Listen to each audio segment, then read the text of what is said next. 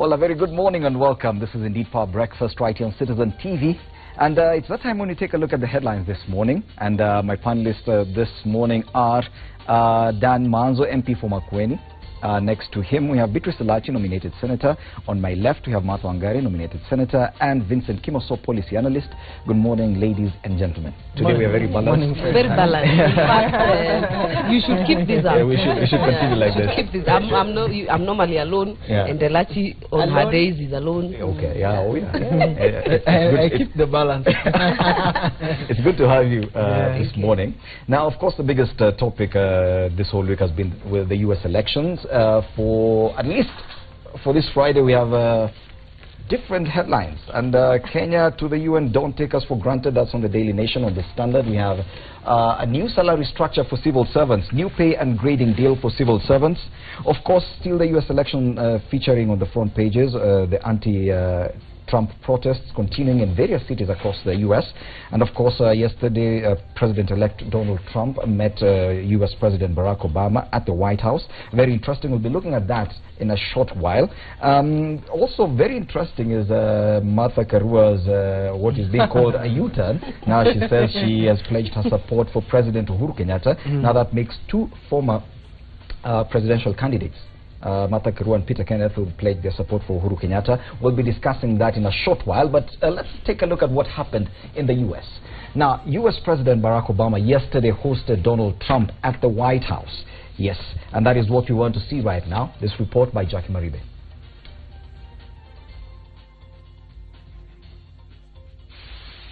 6:30 p.m. Kenyan time. The Trump jet touched down at Reagan National Airport, D.C. from LaGuardia, New York.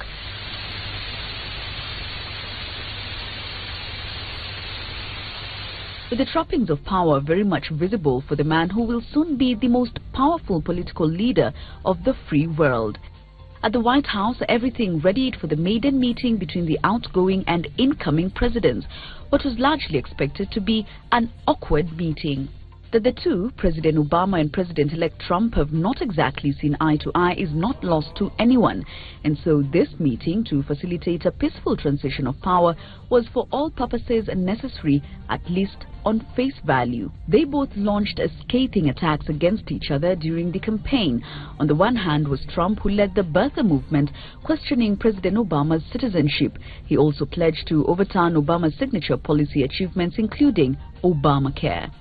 No wonder nothing gets done in our country. On the other hand was Obama, who called out Trump as temperamentally unfit for the presidency and dangerously unprepared to have access to U.S. nuclear codes. We're just going to take away your Twitter. Now, if somebody can't handle a Twitter account, they can't handle the nuclear code. While Obama would meet the billionaire businessman turned president at the West Wing, First Lady Michelle would meet incoming First Lady Melania at the residence in the White House. I want to emphasize to you, Mr. President-elect, that we now are going to want to do everything we can to help you succeed, because if you succeed, then the country will. This was a meeting that was going to last for maybe 10 or 15 minutes, and we were just going to get to know each other. We had never known each other. Outside the White House, the transition was visible. Works ongoing already before Trump takes office on January 20th. No KKK, no racist USA. But as they met across the country were these protests.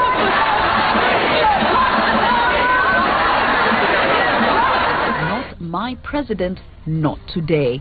Chants that rent the air in major states and settled with the New York real estate magnates upset victory.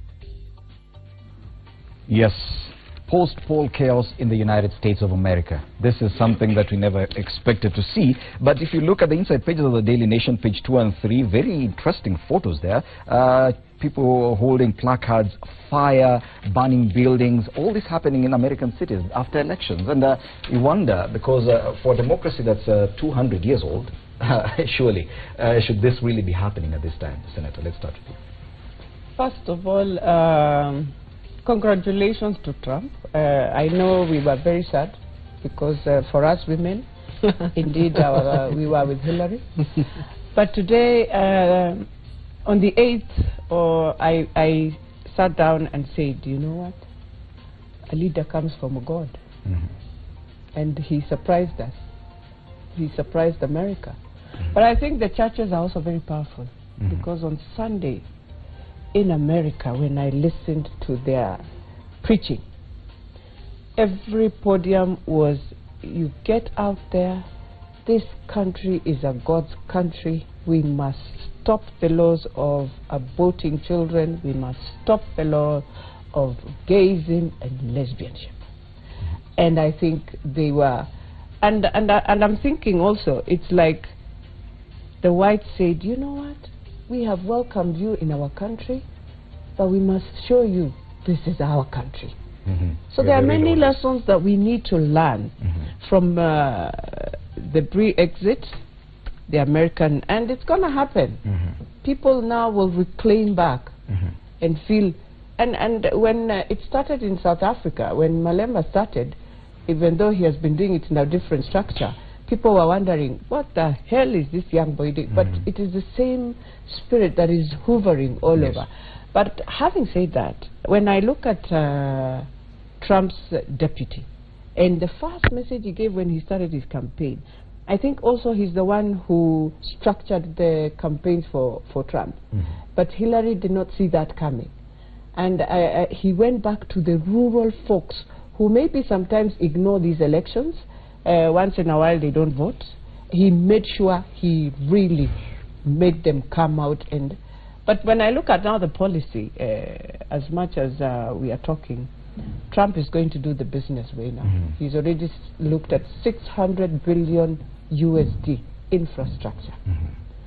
It means now America is going to go back to the same things that we are doing in Kenya, building the bridges again, building the roads again. But in terms of this protest, because it's something very interesting we are seeing there, and it should be noted that also Hillary Clinton got the popular vote. Oh yes. By about 200,000 votes. So she didn't really perform that poorly.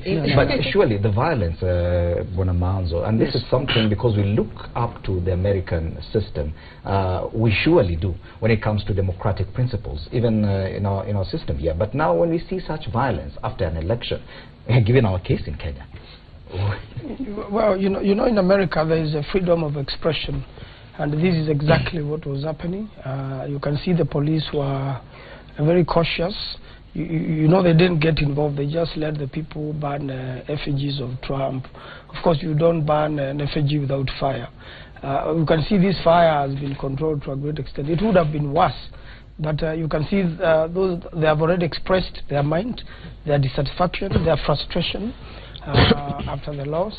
And you know, somebody should have seen this coming.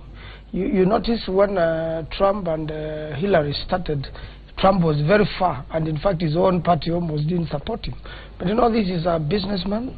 He hired a lot of experts to coach him. He kept on improving on a daily basis. And though he's a businessman and he's not been in politics historically, his deputy is a very big strength. He was a governor. So you can see you'll have a government person in the White House working with a business, you know, person. So there are so many positives into these. And again also, you realize that as Hillary was doing well, there was even women for Trump. So women did not work together. They started working against their own, and slowly by slowly, there Hillary was. Yes. This movement of women for Trump was very powerful. I know, Honorable Manzo, in fact, we have suffered that yesterday, and of course, after the loss, as women of this country, and of course, as women of the world, you realize actually about 53% of the white women actually voted Trump. So it was quite a statement. And but I always say, we are also a part of the establishment. If it is patriarchy, if it is the chauvinist system, we have been also in the system as women. I think that applies to this country. We are not unique. It happens, and I know the men are already telling us, and they will actually use the women to actually bring down the women they want to bring down. They use the women and say, you know, even her own women are not supporting her. But I think going to the protest, they were not actually just limited to the US. In fact, some demos were witnessed in France. You know, I think it shocked the world. And what I can say is congratulations to Trump. I think he did it properly. He actually pulled a secret card that had been under the table and just put it in. The game was over. It was just over, and guys are just realizing, what did we just do? Just like Brexit, that people started to Google it. What exactly did we do? But I think what Clinton is having, in fact, I was telling someone yesterday, I think the biggest burden, and that is why you saw in her concession speech, she was actually apologizing, because the burden of carrying the 59.3 million votes, because she feels she let them down. And I think that is something that is not easy to take. But it's also a statement in terms of when people are tired of a system, when people are tired of an establishment, because Clinton has been part of it as a first lady, as a senator, as a secretary of state. She has been in the system for years, which Donald Trump has not been in the government. But I think when people are tired of an establishment, they will go out. And I think they didn't do the mathematics very well. And when it comes to that mathematics, and it's very interesting, because even in our earlier panels yesterday and the day before, we were discussing about the electoral college system in the US, and probably, if at all, we could even adopt something similar in Kenya, probably with the counties. But now we see a situation where you lose the popular vote, but you win through the electoral system. It's not the first time. Yes, it's happened before with Al Gore. Is it something we should really think of even adopting? I think to some extent yes, because what it makes is that it makes every part of the country to be given the attention it deserves. Because I will not focus, for example, only on California with 55 electoral votes and leave, for example, a place like Idaho which has like 4 electoral votes. So I think we tried to cure this in our constitution by making it a requirement that for you to become a president, you should win at least 25. It's 50 plus 1, and then 25% in majority of the counties, so which is 24. So I think maybe it is time we revisit that, so that a presidential candidate focuses on all the counties, because when you look at, if you look at Jubilee, for example, Jubilee's strength is in Rift Valley and central Kenya, and then partly the northern part of the country. So you ask yourself, how do you ensure that you have a president who is embraced across the board, and the attention that they give in their campaigns is almost of the same strength. Would it really suffer the same problem where these protesters feeling disenfranchised because they feel we are more, maybe Fred, yet we lost? Just comment also on Trump, because everybody was given an opportunity. I think the win by Trump is on a positive note, because everybody is talking about the negative. Is a win for family values. Is a win for the as in it's a backlash on, for example, the godless liberal agenda for gaysism, lesbian. So I think for me, we will no longer have a situation whereby American ambassadors will be marching during gay prides, which was the case, for example, under the dispensation. So I think for me, there are positive things about the Trump presidency. There are also negative things about the Trump's presidency. The reality is, in democracy, is that it is the people that make the choices. Abraham Lincoln says it's a government of the people, for the people, and by the people. What we are seeing as protest is actually part of democracy. It is part of the 59 million, the ones who voted for Hillary Clinton, who feel that truly this, as much as we lost, the person who has won does not in any way represent. That is part of freedom of expression.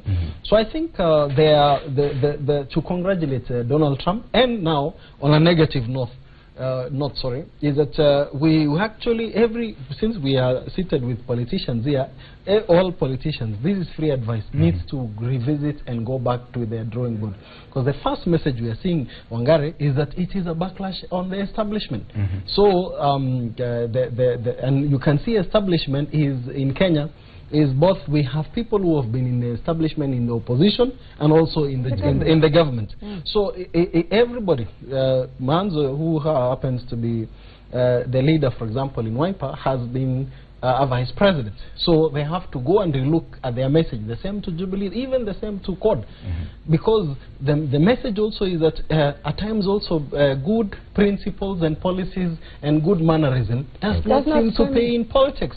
So I do not know, what do we do with chapter 10.2 or national values and principles, and chapter 6? Actually, we should go back to reflection. Okay, and in a short while we'll be talking about our own politics and probably draw some parallels, including we should look at what is happening in ODM with the nominations, and also Martha Karua's U-turn to supporting Uhuru Kenyatta for re-election come next year. But now let's take a short break. We'll be back.